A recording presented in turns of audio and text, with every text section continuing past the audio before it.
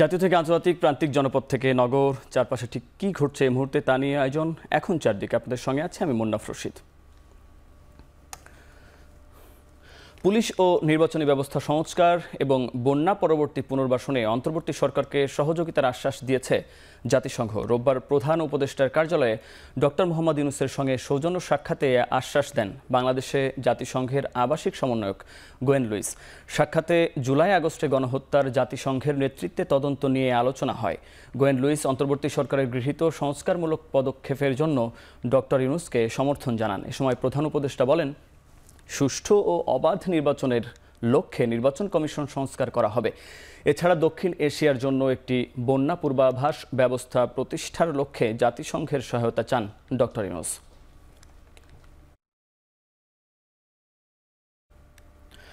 অন্তর্বর্তী সরকারের প্রধান উপদেষ্টার নিউ ইয়র্ক সফরের আগে তার সঙ্গে সাক্ষাৎ করলেন সেনাপ্রধান জেনারেল ওয়াকারুজ্জামান।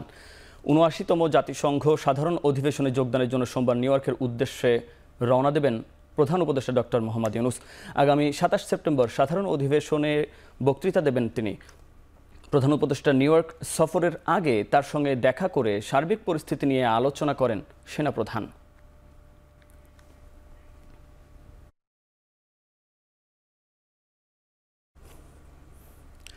জাতিসংঘ সাধারণ অধিবেশনের যোগ দিতে ২৪ সেপ্টেম্বর নিউ ইয়র্কে যাচ্ছেন অন্তর্বর্তী সরকারের প্রধান উপদেষ্টা ডক্টর মোহাম্মদ ইউনূস। প্রধান উপদেষ্টা হিসেবে দায়িত্ব নেওয়ার পর এটি তার প্রথম বিদেশ সফর। এই মুহূর্তে জাতিসংঘের সদর দপ্তরে আছেন সহকর্মী মাহমুদ রাকিব। বিস্তারিত জানতে যুক্ত হচ্ছি তার সঙ্গে। রাকিব, প্রধান উপদেষ্টা ডক্টর মোহাম্মদ ইউনূসের চূড়ান্ত সফর সূচিতে কি কি রয়েছে বিস্তারিত জানাবেন। হ্যাঁ মুন্নাফা, আপনি যেমনটি বলছেন এটি হলো মূল কথা যে ডক্টর মোহাম্মদ ইউনূসের এটি প্রথম বিদেশ সফর প্রধান উপদেষ্টা হিসেবে। এই জাতিসংঘ সদর দপ্তরে তিনি অনেকবার এসেছেন, অনেক লেকচার দিয়েছেন, বক্তব্য দিয়েছেন, ভাষণ দিয়েছেন, তবে কোনোটাই কিন্তু সরকার প্রধান হিসেবে নয়। এটি প্রথম তার সরকার প্রধান হিসেবে জাতিসংঘে আগমন ঘটে যাচ্ছে। আমরা প্রাথমিকভাবে জানতে পেরেছিলাম যে তিনি মূলত এখানে ২৪ তারিখ বিকেলে আসার একটি সময়সূচি ছিল। সেটি কিন্তু গত রাতে যুক্তরাষ্ট্রের সময় গত রাতে কিছুটা পরিমার্জন হয়েছে আমরা জানতে পেরেছি। সেটি মূলত নেওয়া হয়েছে পরিবর্তন করে সেই সময়টি। তিনি আমরা যদি জানতে পেরেছি যে ২৪ তারিখ দিবাগত রাতে অর্থাৎ ২৩ তারিখের পরপরই মাঝরাতের পরপরই তিনি নিউ ইয়র্কে এসে পৌঁছাবেন এবং ২৪ তারিখ সকালে তার জাতিসংঘ সদর দপ্তরে যুক্তরাষ্ট্রের প্রধানমন্ত্রী যুক্তরাষ্ট্রের প্রেসিডেন্ট জো বাইডেনের সঙ্গে একটি বৈঠক হবার কথা রয়েছে একদম সকালে। এবং ২৪ তারিখ সকাল থেকেই কিন্তু মূলত এই জাতিসংঘ সদর দপ্তরে বিভিন্ন দেশের প্রধানরা আসবেন। যদিও ইতিমধ্যে কিন্তু আপনি দেখতে পাচ্ছেন আমার পিছনে ব্যাপক কিন্তু আয়োজন, ব্যাপক প্রস্তুতি, ব্যাপক নিরাপত্তা ব্যবস্থা নেওয়া হয়েছে। এই পুরো সদর দপ্তরের চারপাশে হাজার হাজার নিউ ইয়র্ক পুলিশ ডিপার্টমেন্টের সদস্যরা ইতিমধ্যে পুরো এলাকা কর্ডন করে রেখেছেন। এমন পাস যে আপনি দেখছেন, এমন নানা ধরনের পাস দিয়ে এই এলাকায় প্রবেশ করতে হয়। যাদের জাতিসংঘের পাস বা প্রবেশপত্র নেই তারা কিন্তু এই মুহূর্তে এই পুরো এলাকায় কেউ প্রবেশ করতে পারছেন না। অনেকটাই বলা যায় নিউ ইয়র্ক শহরে এই মুহূর্তে কিন্তু অর্ধ শতাধিক দেশের রাষ্ট্রপ্রধান বা সরকার প্রধানরা অংশ নিচ্ছেন, যেখানে কিনা যুক্তরাষ্ট্রের সময় আগামীকাল রাতে বাংলাদেশের প্রধান উপদেষ্টা আসবার কথা রয়েছে। তার সফর সূচির মধ্যে যেটি আপনি বলছিলেন যে আমরা যতদূর জানতে পেরেছি ২৪ তারিখ যুক্তরাষ্ট্রের স্থানীয় সময় সকালে যুক্তরাষ্ট্রের প্রেসিডেন্ট জো বাইডেন তার সঙ্গে বৈঠক হবার কথা রয়েছে। এরপরে তিনি ধারাবাহিকভাবে পাকিস্তান, মালদ্বীপ, নেপাল, বাহরাইন, জার্মানি, নেদারল্যান্ড সহ প্রায় ১০টিরও অধিক দেশের রাষ্ট্রপ্রধান বা সরকার প্রধানের সঙ্গে দ্বিপাক্ষিক বৈঠক করবেন, যে বৈঠকে মূলত বাংলাদেশের সঙ্গে এই দেশগুলোর যে সম্পর্ক, অর্থনৈতিক সম্পর্ক, বাণিজ্যিক বা পরিবেশগত সম্পর্ক, এগুলো কিভাবে উন্নতি করা যায়, কিভাবে বাংলাদেশে বড় বড় উন্নত দেশগুলো বাণিজ্যিকভাবে আরো বেশি বিনিয়োগ করতে পারে, তারও নানান দিক নির্দেশনা তিনি কিন্তু এই জাতিসংঘ সাধারণ অধিবেশনে এসে বিভিন্ন ব্যক্তি, বিভিন্ন পর্যায়ে, বিভিন্ন রাষ্ট্রপ্রধানের সঙ্গে বৈঠকে তিনি সেই দিক নির্দেশনাগুলো তুলে ধরবেন। এবং তার সঙ্গে আরো একটি বৈঠক হবে যুক্তরাষ্ট্রের পররাষ্ট্রমন্ত্রী এবং আরো বৈঠক হবে জাতিসংঘের মহাসচিব সহ বিভিন্ন যে আন্তর্জাতিক বড় বড় দাতা সংস্থা রয়েছে, এনজিও রয়েছে, তাদের সঙ্গে অনেকগুলো বাইল্যাটারাল বৈঠক কিন্তু হবে ডক্টর ইউনূসের সঙ্গে। তবে সবচেয়ে বেশি যেটি এবার আকর্ষণীয় বাংলাদেশের জন্য সেটি হলো জো বাইডেনের সঙ্গে প্রথমবারের মতো এই জাতিসংঘ সম্মেলনে এসে বাংলাদেশের সরকার প্রধানের একটি দ্বিপাক্ষিক বৈঠক হতে যাচ্ছে বলে আমরা জানতে পেরেছি। এবং এটি এবার এমন একটি সময় বৈঠকটি হচ্ছে যখন বাংলাদেশ ভারতের সঙ্গে একটি কিছুটা হলে উষ্ণ পরিবেশ বিরাজ করছে, যেখানে বাংলাদেশ থেকে পদত্যাগে বাধ্য হয়ে দেশ ছাড়তে বাধ্য হওয়া সাবেক প্রধানমন্ত্রী শেখ হাসিনা ভারতে অবস্থান করছেন।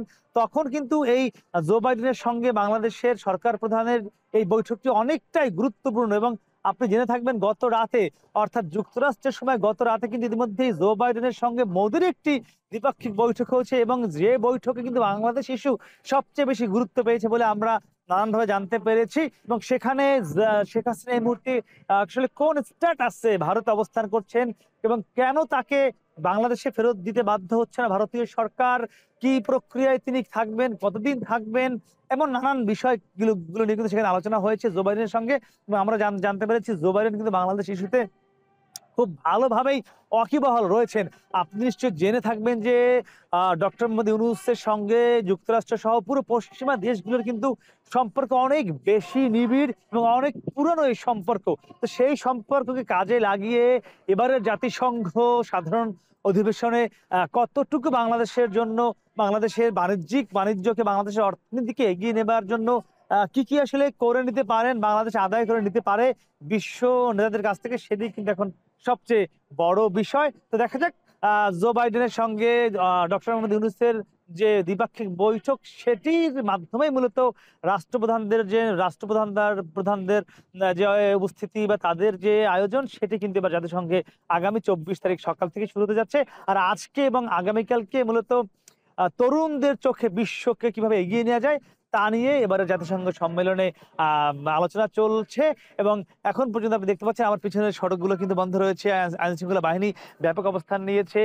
এবং কিছুক্ষণ আগেই আমার যে পিছনে এই ভবনটি দেখছেন, এখানে তুরস্কের যিনি রাষ্ট্রপ্রধান বা সরকার প্রধান এরদোয়ান, তিনি কিন্তু এখানে একটু আগেই প্রবেশ করেছেন। আমরা দেখেছি এটি মূলত তুরস্কের যে টার্কিশ হাউস বলা হয়, অর্থাৎ তুরস্কের এম্বাসি বা হাই কমিশন, সেগুলো হয়তো এই ভবনটিতে রয়েছে। তো সব মিলিয়ে কিন্তু এখন নিউ ইয়র্ক হলো একটি বিশ্বের বিভিন্ন দেশের রাষ্ট্রপ্রধান বা সরকার প্রধানদের অবস্থানের শহর হিসেবে পরিণত হয়েছে। তো মোটামুটি আমার কাছে জাতিসংঘের সদর দপ্তর থেকে এখন পর্যন্ত এই ছিল সবশেষ পরিণাম।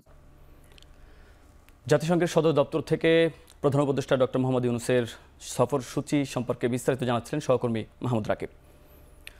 দেশের বৃহত্তর স্বার্থে ভারতে ইলিশ রপ্তানির সিদ্ধান্ত নেওয়া হয়েছে উল্লেখ করে অর্থ ও বাণিজ্য উপদেষ্টা ডক্টর সালেউদ্দিন আহমেদ জানান, ভারতে 3000 টন ইলিশ পাঠানোয় দেশের বাজারে কোনো প্রভাব পড়বে না। রোববার সচিবালয়ে সাংবাদিকদের উপদেষ্টা আরও বলেন, প্রতিবেশী দেশের সঙ্গে সম্পর্ক ভালো রাখতে চায় বাংলাদেশ।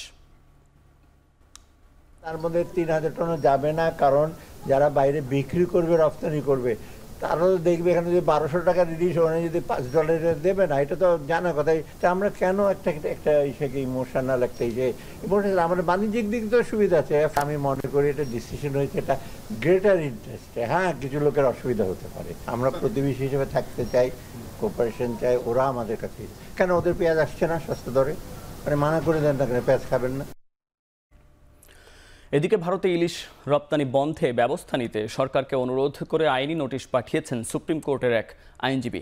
রোববার সকালে আইনজীবী মোহাম্মদ মাহমুদুল হাসান বাণিজ্য মন্ত্রণালয়ের সচিব, মৎস্য ও প্রাণী সম্পদ মন্ত্রণালয়ের সচিব, জাতীয় রাজস্ব বোর্ডের চেয়ারম্যান ও আমদানি রপ্তানি কার্যালয়ের প্রধান নিয়ন্ত্রক বরাবর নোটিশ পাঠান।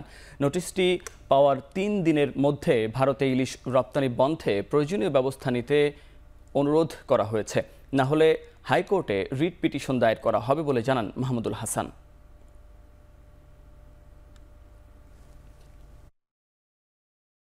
ইন্ডিয়াতেও ওদের সমুদ্রের পর্যাপ্ত ইলিশ উৎপাদন হয়, ওদের বাংলাদেশি ইলিশের কোনো প্রয়োজন নেই। আমরা লিগ্যাল নোটিশে যে আমাদের বর্তমান সরকার যে অনুমোদন দিয়েছে ইলিশ রপ্তানি করা, সেটা প্রত্যাহার করার জন্য অনুরোধ করছি। নইলে আমরা এখানে 3 দিনের সময় দিয়েছি, যদি তারা প্রত্যাহার না করে আমরা মহামান্য হাইকোর্টে রিট পিটিশন দায়ের করব। বাংলাদেশ ভারতের ব্যবসায়ীদের অনুরোধে ভারতে ইলিশ পাঠানোর অনুমতি দিয়েছে বাণিজ্য মন্ত্রণালয়। রোববার দুপুরে সচিবালয়ে এক ব্রিফিংয়ে কথা বলেন মৎস্য ও প্রাণী সম্পদ উপদেষ্টা ফরিদা আখতার। বলেন, ইলিশ রপ্তানির সঙ্গে তার মন্ত্রণালয়ের কোনো সম্পর্ক নেই। সচিবালয়ে ইলিশ রপ্তানি নিয়ে করা এক ব্রিফিংয়ে তিনি কথা বলেন। এদিকে আগামী 13 অক্টোবর থেকে 3 নভেম্বর ইলিশ আহরণ বন্ধের নির্দেশ দেয়া হয়েছে। এ সময় জেলেদের খাদ্য সহায়তা বাড়ানোর পাশাপাশি সমুদ্র থেকে নদীতে ইলিশ যাওয়া আসার পর যেন বন্ধ না হয় সেদিকে খেয়াল রাখা হবে।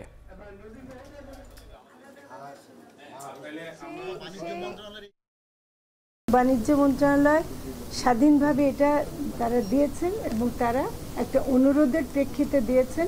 দুর্গাপূজা, ভারতের দুর্গাপূজা উপলক্ষে বিশেষ অনুরোধ ছিল, সেই অনুযায়ী তারা করেছেন। সেটা তাদেরকে আমি তো জোর করতে পারি না।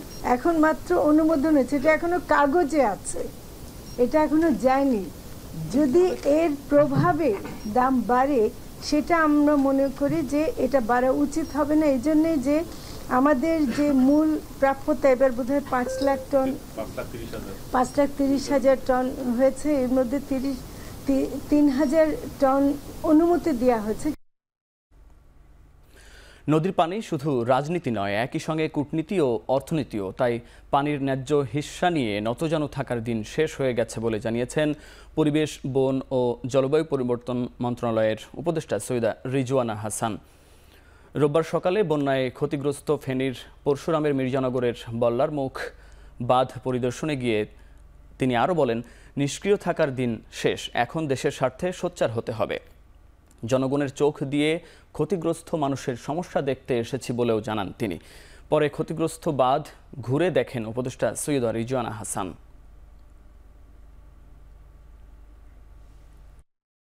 কেবলমাত্র রাজনীতি না, এটা কূটনীতিও, এটা অর্থনীতিও। কাজে আমরা আমাদের মানুষের কথা, আমাদের মানুষের দুর্ভোগ, আমাদের মানুষের প্রত্যাশা, তাদের চাহিদা অনুযায়ী জানি উজানের দেশগুলোর সাথে কথা বলতে পারি, সেটা বুঝতেই কিন্তু আমার আজকে আসা। অভিন্ন নদীর পানির সমস্যা সমাধান ও সীমান্ত হত্যা বন্ধে ভারতের প্রতি আহ্বান জানিয়েছেন বিএনপির মহাসচিব মির্জা ফখরুল ইসলাম আলমগীর। রোববার সকালে গুলশানে বিএনপি চেয়ারপারসনের কার্যালয়ে ভারতীয় হাইকমিশনার প্রণয় ভার্মার সঙ্গে বৈঠক শেষে বিএনপির মহাসচিব মির্জা ফখরুল ইসলাম আরও বলেন, বৈঠকে দুই দেশের সম্পর্ক জোরদারের বিষয়ে আলোচনা হয়েছে। সেই সাথে দুই দেশের নিরাপত্তার বিষয়গুলোও আলোচনায় উঠে আসে। ভারতীয় হাইকমিশনার প্রণয় ভার্মা বলেন, বাংলাদেশের সাথে সম্পর্ক গভীর করতে ভারত বদ্ধপরিকর। বৈঠকে উপস্থিত ছিলেন বিএনপির ভাইস চেয়ারম্যান অ্যাডভোকেট নিতাই রায় চৌধুরী ও আন্তর্জাতিক বিষয়ক সহ কমিটির সদস্য শামা ওবায়েদ।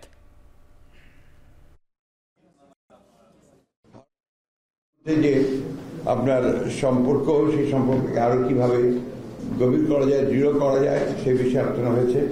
আমাদের পানি সমস্যার কথা বলেছি এবং সেগুলো দ্রুত সমাধান হওয়া দরকার, সেই কথাগুলো বলেছি। আমাদের সীমান্তে হত্যা বন্ধ করার প্রয়োজন, সেই কথাগুলো আমরা তাকে বলেছি। সিকিউরিটি যে বিষয়টা আছে এই বোথ দ্য কান্ট্রিজ, সেটা নিয়ে আমরা কথা বলেছি। তারা বলেছেন যে তারা এই বিষয়গুলো সজাগ এবং তারা চেষ্টা করছেন দ্রুততার সঙ্গে সেই সমস্যাগুলো কীভাবে সমাধান করা যায়। আমাদের সঙ্গে BNP as a political party, আমাদের সঙ্গেও তারা তাদের দেশের রাজনৈতিক দলগুলোর যে সম্পর্ক সেটাকে দৃঢ় করতে চান, এই অবস্থা তারা তৈরি করছেন। পাহাড়ে সহিংসতার ঘটনায় পরিস্থিতির উন্নয়নে জেলা প্রশাসনের পক্ষ থেকে ডাকা হয়েছে সম্প্রীতি সমাবেশ। বিভিন্ন রাজনৈতিক দলের নেতা, ধর্মীয় প্রতিষ্ঠানের প্রতিনিধি, সরকারি কর্মকর্তা সহ নানা শ্রেণী পেশার মানুষ এতে অংশ নেন। এদিকে দীঘিনালায় সহিংসতায় মামুন হত্যার ঘটনায় 3 জনের পরিচয় উল্লেখ সহ অজ্ঞাত আরও 10 থেকে 12 জনকে আসামি করে সদর থানায় মামলা হয়েছে। 72 ঘন্টার অবরোধের দ্বিতীয় দিন চলছে পার্বত্য জেলায়। অন্যদিকে অবস্থার উন্নতি হওয়ায় রাঙামাটি পৌর এলাকায় প্রত্যাহার করা হয়েছে 144 ধারা। তবে আইন শৃঙ্খলা পরিস্থিতি নিয়ন্ত্রণে গুরুত্বপূর্ণ পয়েন্টে মোতায়েন রয়েছে সেনাবাহিনী ও পুলিশ। যদিও অবরোধ চলতেছে, পরিস্থিতি শান্ত লাগতেছে, এখানে তো কোনো সমস্যা নাই। মানুষের মধ্যে ছাপা আতঙ্ক, ছাপা বিরাজ, এটা তো থাকবে স্বাভাবিক। হ্যাঁ, এটা মূল হচ্ছে প্রশাসনের ভূমিকা কোন ধরনের, এটার উপর সব কিছু ডিপেন্ড করবে। সত্যগুলো যাচাই বাছাই করে ফেসবুকে দিলে ভালো হয়, যাতে গুজবে না হয়, সত্যতা যাচাই হয়। আমরা দেখি যে যখন একটা ইনসিডেন্ট, একটা ঘটনা ঘটলো, ঘটনার মধ্যে ক্যাজুয়ালিটি হচ্ছে যে কি একজন, দেখা যাচ্ছে যে সেখানে 10 জন, 15 জন, 20 জন এভাবে বলে দেখা যাচ্ছে যে কি একজন আরেকজনকে আরেকজনের মাধ্যমে এভাবে করে ছড়িয়ে দেওয়ার কারণে এটা নিয়ে আসলে খাগড়াছড়িতে খুব পরিস্থিতি খুবই খারাপ অবস্থায় দাঁড়িয়েছে। পাহাড় অশান্ত হলে সবারই ক্ষতি, তাই সবাই মিলে সম্প্রীতি বজায় রাখার আহ্বান জানিয়েছেন বস্ত্র ও পাট মন্ত্রণালয়ের উপদেষ্টা অবসরপ্রাপ্ত brigadier general M Sakhawat Hossain. রোববার দুপুরে বরিশাল মেরিন একাডেমিতে তিনি বলেন, পাহাড়ে রক্তপাত বন্ধ করতে হবে। ল অ্যান্ড অর্ডার এবং আইনের মধ্যে চলতে হবে সবাইকে, যদি না চলে তার বিরুদ্ধে শক্ত অ্যাকশন নেওয়া উচিত। ভদ্রতা বজায় রাখতে হলে যারা অপাহাড়ি আছে তাদেরকে বুঝতে হবে যে পাহাড়িদের বেদনা এবং দুঃখটা, এবং তাদের সাথে ইন্টারাকশনটা লোকালি যদি না হয় তাহলে খুব ডিফিকাল্ট হবে। আছে এর মধ্যে তো অনেকে অনেক রকমের ইন্ধন যোগাইতে থাকে, বাট ইন্ধনটা যাতে না যোগে সেজন্য লোকাল অ্যাডমিনিস্ট্রেশন এখানে যারা আছেন, তো আমি মনে করি এটা সমাজের দায়িত্ব, শুধুমাত্র সরকারের দায়িত্ব তা নয়, সমাজের দায়িত্ব, এবং মিলেমিশে থাকাটা হলো বেটার। খাগড়াছড়ি ও রাঙামাটিতে পাহাড়িদের উপর গুলিবর্ষণ, হত্যা, ঘরবাড়ি, দোকানপাট, ধর্মীয় উপাসনালয়ে হামলা ও অগ্নিসংযোগের প্রতিবাদে রাজধানীতে সমাবেশ অনুষ্ঠিত হয়েছে। রোববার দুপুরে জাতীয় জাদুঘরের সামনে পার্বত্য চট্টগ্রাম চুক্তি বাস্তবায়ন আন্দোলন ও সম্মিলিত সামাজিক আন্দোলনের নেতৃবৃন্দ দ্রুত ৮ দফা বাস্তবায়ন চেয়ে বক্তব্য রাখেন। এ সময় মানবাধিকার কর্মী ও নাগরিক সমাজের প্রতিনিধিদের সমন্বয়ে স্বাধীন তদন্ত কমিশন গঠন করে দ্রুত পদক্ষেপের দাবি করা হয়। এছাড়া ৩ পার্বত্য জেলার যুগ্ম জনগণের নিরাপত্তা নিশ্চিত, নিহতদের পরিবারকে ক্ষতিপূরণ ও আহতদের চিকিৎসা প্রদান সংলাপ শুরু সহ পাহাড়ে স্থায়ী শান্তি প্রতিষ্ঠায় চুক্তি বাস্তবায়ন অন্তর্বর্তী সরকারের অগ্রাধিকার দেয়ার দাবি জানান তারা।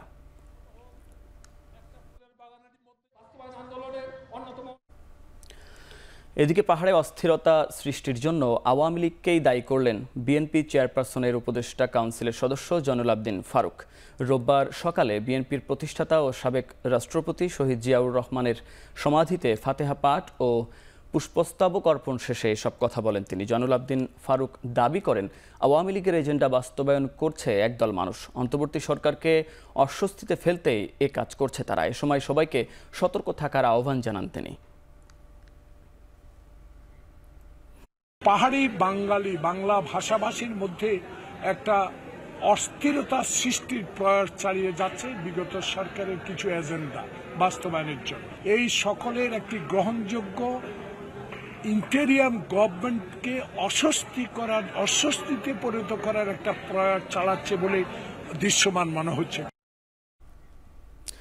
কৃত্রিম অরাজকতা করে শেখ হাসিনার ফিরে আসার পথ সুগম করার ষড়যন্ত্র হচ্ছে বলে মন্তব্য করেছেন বিএনপির সিনিয়র যুগ্ম মহাসচিব রুহুল কবির রিজভী।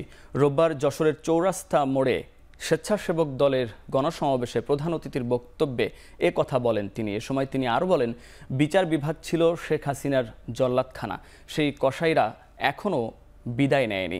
এছাড়া ভারত ইস্যুতে তিনি বলেন, অমিত শাহর বক্তব্য উস্কানিমূলক, তার সীমান্ত রক্তাক্ত করার নির্দেশ দিয়েছে তারা।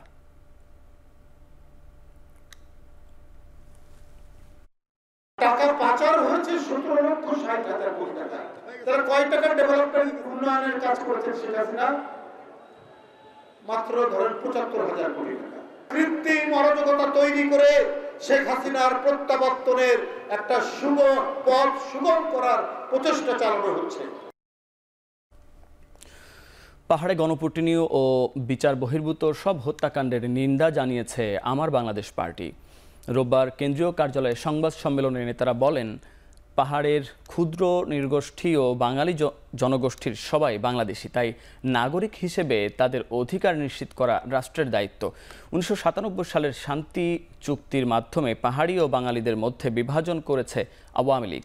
এ সময় এই শান্তি চুক্তির বিভিন্ন ধারার আমূল পরিবর্তনে কমিশন গঠনের দাবি জানান তারা। সম্প্রতি বাঙালি মামুন হত্যা প্রসঙ্গে তারা জানান, অন্তর্বর্তী সরকারকে বিব্রত করতেই ষড়যন্ত্র করা হচ্ছে। পাশাপাশি এ ঘটনায় প্রশাসন ও গোয়েন্দা সংস্থার ব্যর্থতা রয়েছে বলেও মন্তব্য করেন তারা। যে এর ভিতরে অনেক অঞ্চল আছে যে এই জনগোষ্ঠী 97 চুক্তির প্রবলেম হচ্ছে যে এটা নিয়ে সুপ্রিম কোর্টে কিন্তু একটা মামলা চলমান আছে, এবং আপনারা জানেন যে হাইকোর্ট ডিভিশন বলেছে যে এই মামলাটা আমাদের সংবিধানের, এই আইনটা অথবা এই চুক্তিটা আমাদের সংবিধানের সাথে সাংঘর্ষিক। তো রাষ্ট্রের সার্বভৌমত্ব রক্ষা করা বনাম মানবাধিকার রক্ষা করা, নাগরিক অধিকার রক্ষা করা, এই দুইটা চলমান চ্যালেঞ্জকে, টেনশনকে কিভাবে অ্যাড্রেস করতে হবে, রাষ্ট্রকে অত্যন্ত যথেষ্ট দরদ, মায়া, কৌশলী হয়ে এই কাজটা করতে হবে, কিন্তু কাজটা সহজ না। বৈষম্য বিরোধী আন্দোলনে যারা নিহত হয়েছেন তাদের পাশে জামায়াতে ইসলামী থাকবে বলে মন্তব্য করেছেন ঢাকা মহানগর দক্ষিণের আমির নুরুল ইসলাম বুলবুল। কিন্তু সরকার এখনও শহীদদের তালিকা তৈরি করতে পারেনি। জামায়াতের ঢাকা দক্ষিণের কদমতলী জোনের উদ্যোগে পূর্ব জুরাইন মুরাদপুর ইসলামিয়া আলিম মাদ্রাসায় শহীদদের পরিবারকে সমবেদনা জানানো ও আর্থিক সহায়তা দেওয়ার আয়োজন করা হয়। এ সময় মহানগর দক্ষিণের আমির বলেন, আহতদের চিকিৎসার ব্যবস্থা সরকারের করা উচিত। এখনও ষড়যন্ত্র হচ্ছে, পাল্টা ষড়যন্ত্র হচ্ছে। দেশের সব পূজা মণ্ডপে পাহারা বসানো হবে যেন সাম্প্রদায়িক দাঙ্গা না লাগে। ছাত্র রাজনীতি বন্ধ হওয়া উচিত নয় উল্লেখ করে নুরুল ইসলাম বুলবুল বলেন, ছাত্র রাজনীতির প্ল্যাটফর্ম প্রশিক্ষণের জায়গা।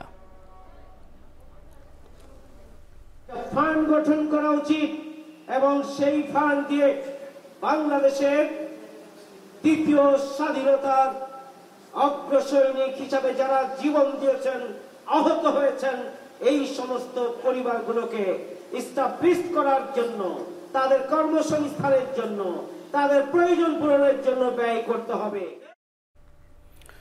নাগরিক ঐক্যের সভাপতি মাহমুদুর রহমান মান্নাকে দেখতে হাসপাতালে গেছেন বিএনপি মহাসচিব মির্জা ফখরুল ইসলাম আলমগীর। রোববার সন্ধ্যায় বঙ্গবন্ধু শেখ মুজিব মেডিকেল বিশ্ববিদ্যালয় হাসপাতালে গিয়ে নাগরিক ঐক্যের সভাপতি মাহমুদুর রহমান মান্নার শারীরিক অবস্থার খোঁজ খবর নেন বিএনপি মহাসচিব। এ সময় উপস্থিত ছিলেন বিএনপি চেয়ারপারসনের উপদেষ্টা আব্দুস সালাম সহ অন্যান্য নেতৃবৃন্দ। এর আগে শনিবার গভীর রাতে তিনি অসুস্থ বোধ করায় তাকে হাসপাতালে নেওয়া হয়।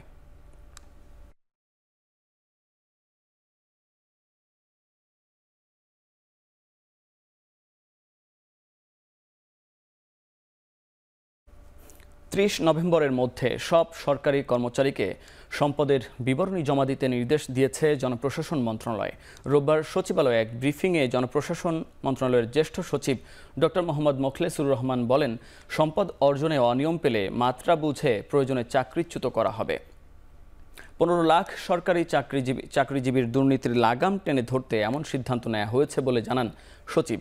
আগে প্রতি 5 বছর পর পর সম্পদ বিবরণী জমা দেওয়ার বিধান থাকলেও এখন থেকে প্রতি বছর 31 ডিসেম্বরের মধ্যে সম্পদের হিসাব দিতে হবে। সম্পদ বিবরণী সিলগালা খামে সংশ্লিষ্ট কর্তৃপক্ষের কাছে জমার আহ্বান জানান তিনি। বলেন, তথ্য গোপন করলে চাকরি বিধিমালা অনুযায়ী ব্যবস্থা নেওয়া হবে। সম্পদ বিবরণী অতি গোপনীয় দলিল হওয়ায় তা তথ্য অধিকার আইনে প্রযোজ্য হবে না বলেও জানান জনপ্রশাসন সচিব।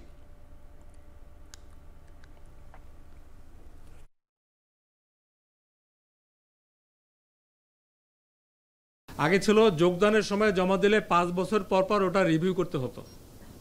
এখন হলো আমাদের প্রতি বছর এটা 31শে ডিসেম্বরের মধ্যে জমা দিতে হবে।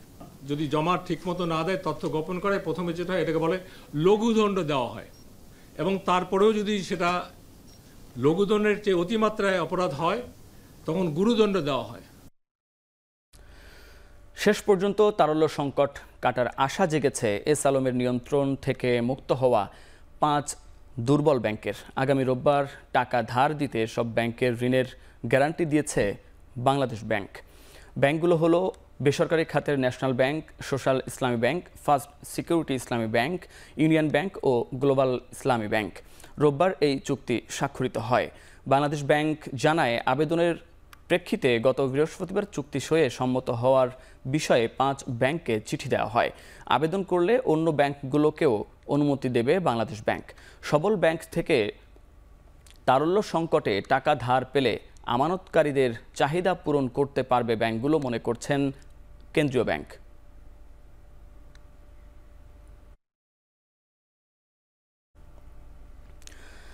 আর্থিক খাতের সংস্কারে আগ্রহের রেশ ধরে এবার পুঁজিবাজারেও টেকনিক্যাল সহায়তা দিতে আগ্রহী বিশ্বব্যাংক। রোববার সকালে আগারগাঁওয়ের সিকিউরিটিজ অ্যান্ড এক্সচেঞ্জ কমিশনের প্রধান কার্যালয়ে সংস্থাটির চেয়ারম্যান খন্দকার রাশেদ মাকসুদ সহ নতুন পরিচালনা পর্ষদের সঙ্গে বৈঠক করে বিশ্বব্যাংকের প্রতিনিধি দল। সেখানেই এ আগ্রহ জানায় বিশ্বব্যাংক। আলোচনায় গুরুত্ব পায় শেয়ারবাজার নজরদারিতে কারিগরি সহায়তা ও প্রযুক্তির আধুনিকায়ন বিষয়ে। পুঁজিবাজারে এরই মধ্যে সংস্কার শুরু হয়েছে। তার অংশ হিসেবে কারসাজিতে নতুন তদন্ত কমিটি ও পর্ষদ গঠনের বিষয়টি তুলে ধরা হয় বিশ্বব্যাংকের কাছে। বিনিয়োগকারীদের আস্থা ফেরাতে প্রাতিষ্ঠানিক জবাবদিহিতা ও সুশাসন প্রতিষ্ঠার ব্যাপারে আশ্বাস দেন বিএসইসির নতুন পর্ষদ।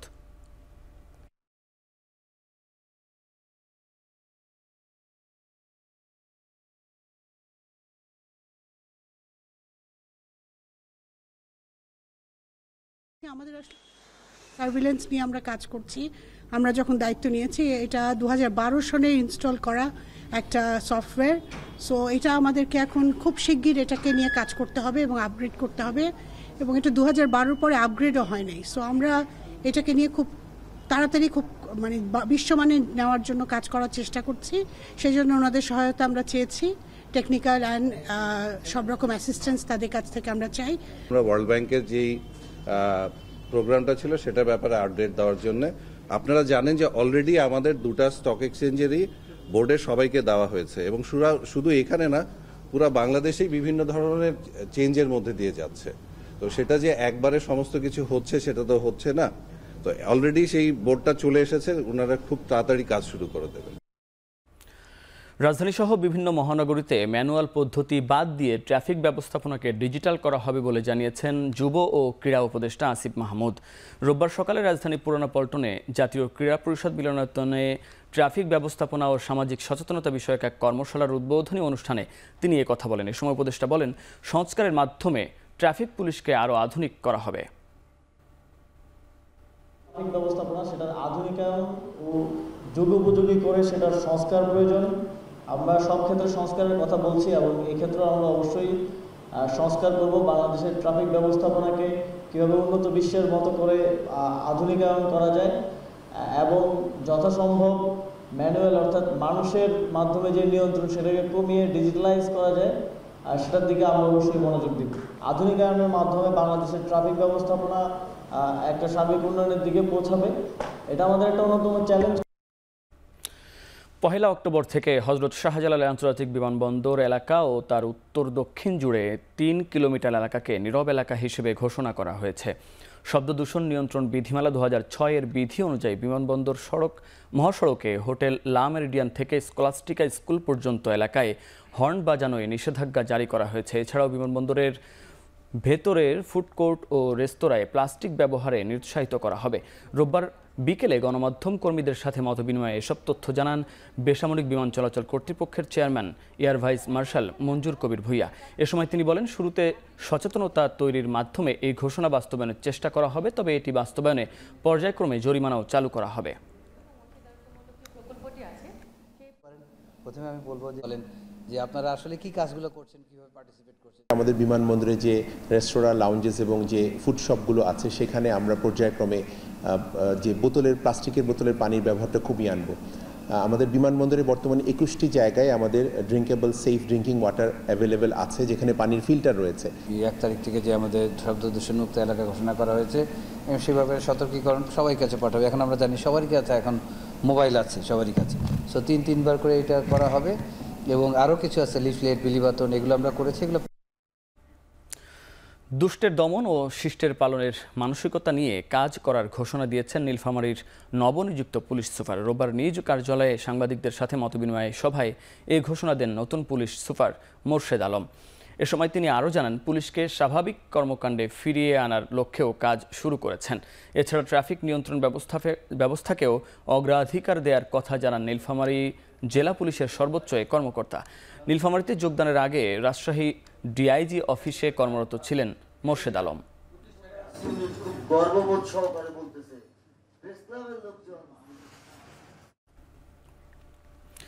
জমি অধিগ্রহণ সংক্রান্ত জটিলতা কাটিয়ে রাজশাহীতে দ্রুতই শুরু হতে যাচ্ছে মেডিকেল বিশ্ববিদ্যালয়ের নিজস্ব ভবন নির্মাণের কাজ। সাংবাদিকদের সাথে মতবিনিময়ে কালে কথা জানিয়েছেন বিশ্ববিদ্যালয়টিতে নবনিযুক্ত উপাচার্য প্রফেসর ডক্টর মোহাম্মদ জাওয়াদুল হক। রোববার বিশ্ববিদ্যালয়টির অস্থায়ী কার্যালয়ে এক মতবিনিময়ের সভায় কথা বলেন তিনি। উপাচার্য আরও বলেন, বিশ্ববিদ্যালয়ের নিজস্ব ক্যাম্পাস ও ভবন নির্মাণ শেষ হলে দ্রুত সময়ের মধ্যেই পোস্ট গ্রাজুয়েট কোর্স ও গবেষণা কাজে শুরু করবেন তারা। ইতোমধ্যেই বিশ্ববিদ্যালয়ের সীমানা প্রাচীর নির্মাণ ও গেট তৈরি সহ বিভিন্ন কাজ শেষ হয়েছে। এছাড়া বিশ্ববিদ্যালয়টির পূর্ণ রূপ পেলে জটিল রোগ নির্ণয়ের জন্য বিশেষায়িত হাসপাতাল করার পরিকল্পনার কথাও জানায় রাজশাহী মেডিকেল বিশ্ববিদ্যালয় কর্তৃপক্ষ।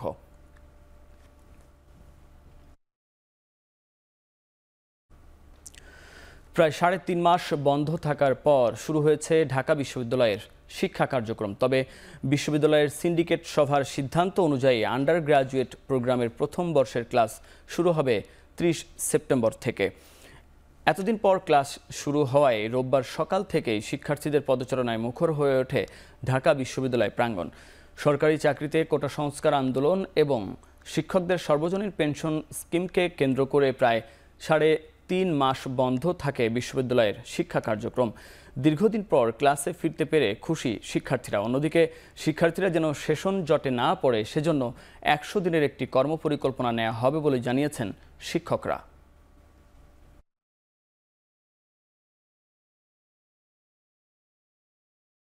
অনেক লস হয়ে গেল পড়াশোনার দিক থেকে। এটা যদিও একটা অধিকার মানে ন্যায্য অধিকারের দাবি ছিল, তবে আমাদের একাডেমিক ক্ষেত্রে অনেক বড় একটা ঘাটতি পড়ে গেল। জাতীয় পরিবর্তনের মাধ্যমে আমাদের এই নতুনভাবে ক্লাসে ফিরে আসা, তো আমি চাই যে আমাদের রাজনৈতিক যে পরিবর্তনটা হয়েছে তার সাথে আমাদের যেন একাডেমিক থেকে শুরু করে আমাদের সবকিছু শিক্ষা কার্যক্রমের সবকিছুর আমাদের গুণগত পরিবর্তন, এই জিনিসটা আশা করি। আর অনেকদিন পরে আসলে ক্লাস করতে সেটা অনেক ভালো লাগছে। আরো নতুন সেমিস্টার শুরু হলো আজকে, সেটাও একটা আনন্দের বিষয়। আর যেন ক্যাম্পাসে কোনো ধরনের অস্থিতিশীল পরিবেশ তৈরি না হয়, আমরা যারা অংশীজন আছি, ছাত্র, শিক্ষক, অ্যাডমিনিস্ট্রেশন, আপনারা যারা সাংবাদিক, অভিভাবক, সবাইকে আমাদেরকে একসাথে কাজ করতে হবে যেন কোনো ধরনের অস্থিতিশীলতা ক্যাম্পাসে তৈরি না হয়। ৩ মাস আমাদের সময় নষ্ট হয়েছে আমরা যদি বলি, তাহলে সেটাকে আমরা যদি 1 মাস করে যদি আমরা 3টা সেশনে যদি আমরা এটাকে সংক্ষিপ্ত করে আনতে পারি সেমিস্টারগুলো, যেহেতু আমাদের সেমিস্টার সিস্টেম পুরোটাই, তাহলে 3টা কনজিকিউটিভ সেমিস্টারে আমাদের এটি খুব সহজেই উত্তরণ করা সম্ভব। সেক্ষেত্রে আমাদের শিক্ষক, ছাত্র, সবার কর্মকর্তা, কর্মচারী সবার খুব প্রাণান্তক সহযোগিতা লাগবে। আমরা আশা করছি বর্তমান বাস্তবতায় সেটি আমাদের করবেন সবাই। জুলাই আগস্ট বিপ্লব ঘিরে যে ট্রমা সৃষ্টি হয়েছে সেটা কাটিয়ে উঠতে শিক্ষার্থীদের ঘিরে পরিকল্পনা নেয়ার কথা জানিয়েছেন ঢাকা বিশ্ববিদ্যালয়ের উপাচার্য অধ্যাপক ডক্টর নিয়াজ আহমেদ খান। সব প্রতিবন্ধকতা কাটিয়ে দ্রুতই বিশ্ববিদ্যালয়ের স্বাভাবিক পরিবেশ ফিরবে বলেও জানান তিনি। আমরা পড়াশোনার মধ্যে থাকতে পারিনি, সেটি কি করে দ্রুত পুষিয়ে নেওয়া যায় সে বিষয়ে আমাদের কিছু পরিকল্পনা আছে। ছাত্র শিক্ষক সবাই একটি কঠিন মনস্তাত্ত্বিক এবং শারীরিক স্ট্রেসের মধ্য দিয়ে, একটা ট্রমার মধ্য দিয়ে এই পর্যায়ে এসছেন। কিছু দ্বন্দ্ব তৈরি হয়েছে বিভিন্ন ক্ষেত্রে, সেটিও নিরসনে আমরা প্রয়োজনীয় পদক্ষেপ নেওয়ার চেষ্টা করছি। অনুমোদনহীন আইচি মেডিকেল কলেজ হাসপাতালের ১৫০-এর অধিক শিক্ষার্থীর শিক্ষা কার্যক্রমের সংকট কাটাতে দ্রুত মাইগ্রেশন চেয়ে সংবাদ সম্মেলন করেছে মেডিকেল কলেজটির শিক্ষার্থীরা। সকালে জাতীয় প্রেস ক্লাবে আইচি মেডিকেল কলেজ হাসপাতালের অধ্যয়নরত শিক্ষার্থীরা এই সংবাদ সম্মেলন করে। এ সময় আইচি মেডিকেল কলেজ কর্তৃপক্ষের বিরুদ্ধে বিভিন্ন অনিয়ম, দুর্নীতি ও মাইগ্রেশন প্রক্রিয়া বাধাগ্রস্ত করতে অবৈধ পথ অবলম্বনের অভিযোগ করেন শিক্ষার্থীরা। শিক্ষা জীবনের অনিশ্চয়তা দূর করতে দ্রুত মাইগ্রেশন চেয়ে স্বাস্থ্য শিক্ষা অধিদপ্তর ও স্বাস্থ্য মন্ত্রণালয়ের প্রতি দাবি জানানো হয়।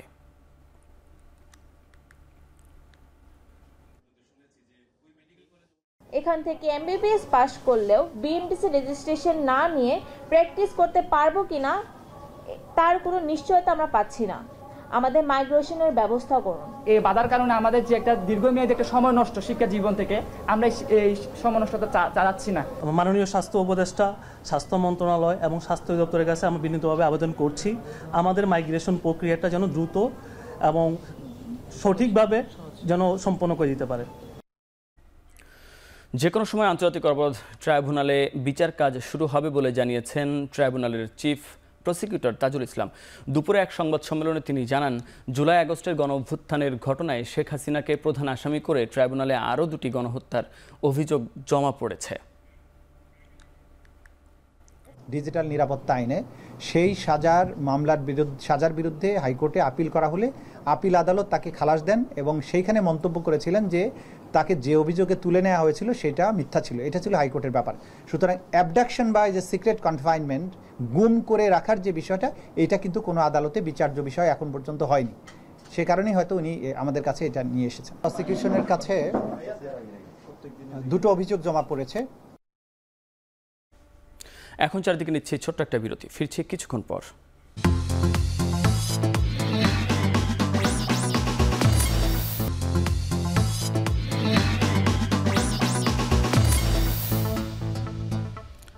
বিরতির পর ফিরে এলাম, আপনারা দেখছেন এখন চারদিক। রাজধানীর যাত্রাবাড়ী থানার হত্যা মামলায় সাবেক রেলমন্ত্রী নুরুল ইসলাম সুজনকে 5 দিনের রিমান্ড মঞ্জুর করেছেন আদালত। এছাড়া অন্য হত্যা মামলায় দীপুমণি, ইনু, মেনন, পলক সহ 7 জনের জামিন আবেদন নামঞ্জুর করে কারাগারে পাঠানোর নির্দেশ দিয়েছেন আদালত। সকালে কঠোর নিরাপত্তার মধ্যে রাজধানীর সিএমএম আদালতে আনা হয় আসামিদের। আদালতে উভয় পক্ষের শুনানি শেষে সাবেক রেলমন্ত্রী নুরুল ইসলাম সুজনের 5 দিনের রিমান্ড মঞ্জুর হয়।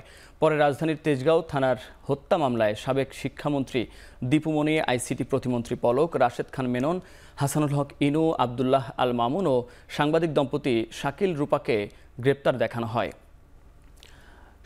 আদালতে শুনানি শেষে আসামি পক্ষের জামিন নামঞ্জুর করে কারাগারে পাঠানোর নির্দেশ দেন বিচারক। এদিকে শুনানি শেষে তেজগাঁও থানার আরেকটি মামলার রাশেদ খান মেনন, হাসানুল হক ইনু, আবদুল্লাহ আল মামুনকেও কারাগারে পাঠানোর নির্দেশ দেয়া হয়।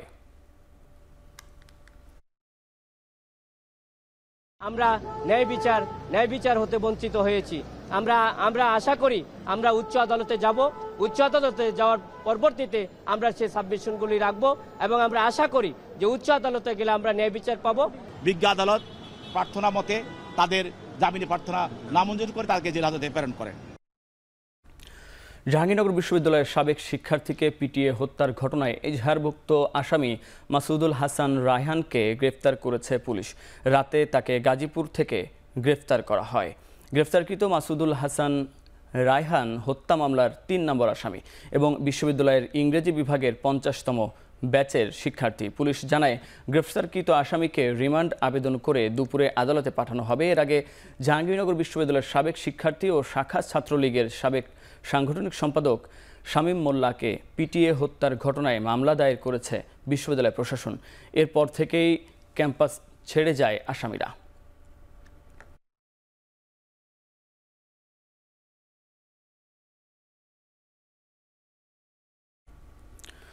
সাবেক পরিকল্পনা মন্ত্রী এম এ মান্নানের মুক্তির দাবিতে মহাসড়ক অবরোধ করে বিক্ষোভ মিছিল করেছেন সাধারণ শিক্ষার্থীরা। রোববার দুপুরে শান্তিগঞ্জ উপজেলার বিভিন্ন স্কুল কলেজের শিক্ষার্থীরা এই বিক্ষোভ মিছিল করেন। বিভিন্ন স্কুল কলেজের শিক্ষার্থীরা সাবেক মন্ত্রীর বাসভবনের সামনে জড়ো হন। পরে সেখান থেকে একটি বিক্ষোভ মিছিল বের করে সুনামগঞ্জ সিলেট মহাসড়কের বিভিন্ন পয়েন্ট ঘুরে শান্তিগঞ্জ বাজারে গিয়ে শেষ হয়। এ সময় সাবেক এই মন্ত্রীর বিরুদ্ধে মিথ্যা মামলা প্রত্যাহার ও মুক্তির দাবি জানান তারা। বৃহস্পতিবার রাতে শিক্ষার্থীদের উপর হামলা ও সংঘর্ষের ঘটনায় গ্রেফতার করা সাবেক পরিকল্পনা মন্ত্রী ও সুনামগঞ্জ 3 আসনের সংসদ সদস্য এম এ মান্নানকে।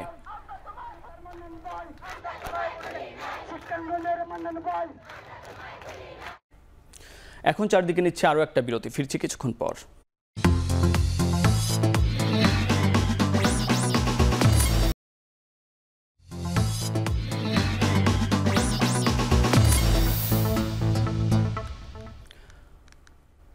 বিরতিবার ফিরে এলাম, আপনারা দেখছেন এখন চারদিক।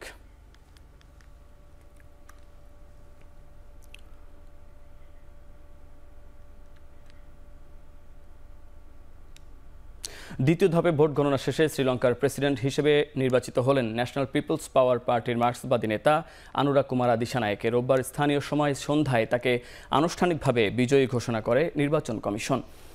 সবশেষ তথ্য অনুযায়ী 42.31% জনসমর্থনের ভিত্তিতে জয় পেয়েছেন আনুরা দিশানায়েকে।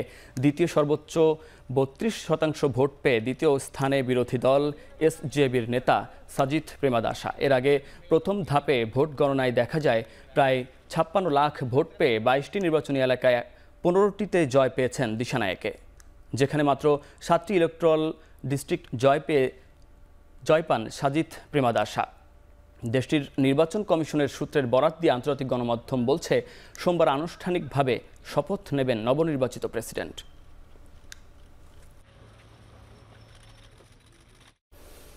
ইরানে কয়লা খনিতে বিস্ফোরণে প্রাণ গেছে কমপক্ষে 51 জনের, আহত হয়েছেন আরও 20 জন। ভেতরে ধ্বংসস্তূপে আরও খনি শ্রমিক আটকে আছেন বলে আশঙ্কা করা হচ্ছে। রাজধানী তেহরান থেকে 550 কিলোমিটার দূরে তাবাস কয়লা খনিতে শনিবার মধ্যরাতে এ ঘটনা ঘটে। বিস্ফোরণের সময় সেখানে কাজ করছিলেন প্রায় 70 জন শ্রমিক। তেলসহ বিভিন্ন খনিজ সম্পদে সমৃদ্ধ ইরানে কয়লার বার্ষিক চাহিদা 35 লাখ টন। এর মধ্যে 18 লাখ টন কয়লা দেশটি নিজে উত্তোলন করে, বাকিটা আমদানি নির্ভর, যা ব্যবহার করা হয় ইস্পাত শিল্পে। নিরাপত্তা অব্যবস্থাপনার কারণে ইরানে খনিজ শিল্পে দুর্ঘটনাও নতুন নয়। 2017 সালেও একটি কয়লা খনিতে বিস্ফোরণে প্রাণ যায় প্রায় 42 জনের।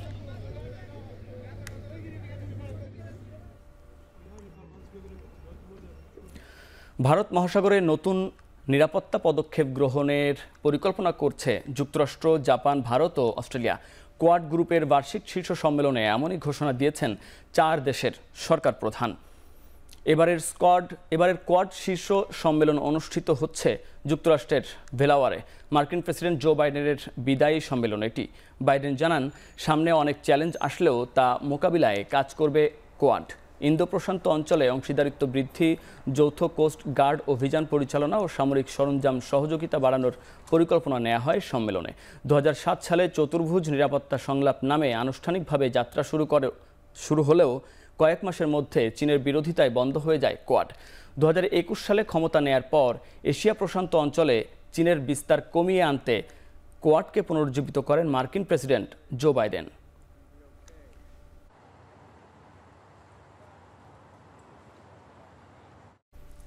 এখন চারদিকে নিচ্ছে আরও একটা বিরতি, ফিরছে কিছুক্ষণ পর। শেষ করছি এখন চারদিক। এখন টেলিভিশন ওয়েবসাইটে দেখতে ভিজিট করুন www.ekhon.tv এবং ফেসবুকে দেখতে ভিজিট করুন facebook.com/tv.ekhon এবং ইউটিউবে দেখতে ভিজিট করুন youtube.com/c/ekhon tv।